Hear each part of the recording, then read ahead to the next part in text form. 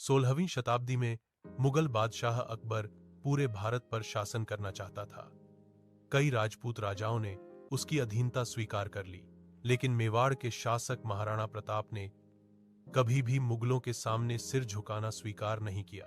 सन 1576 में हल्दी घाटी का युद्ध हुआ।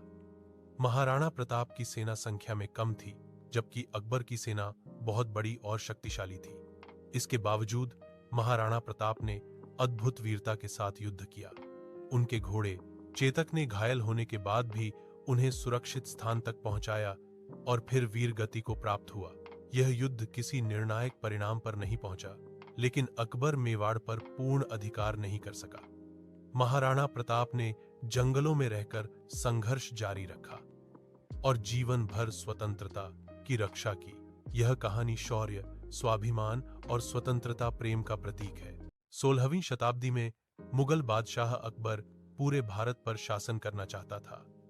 कई राजपूत राजाओं ने उसकी अधीनता स्वीकार कर ली, लेकिन मेवाड़ के शासक महाराणा प्रताप ने कभी भी मुगलों के सामने सिर झुकाना स्वीकार नहीं किया।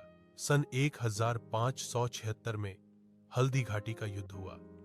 महाराणा प्रताप की सेना संख्या में कम थी, जबकि अकबर की सेना बहुत बड़ी और शक्तिशाली थी। इसके बावजूद महाराणा प्रताप ने अद्भुत वीरता के साथ युद्ध किया।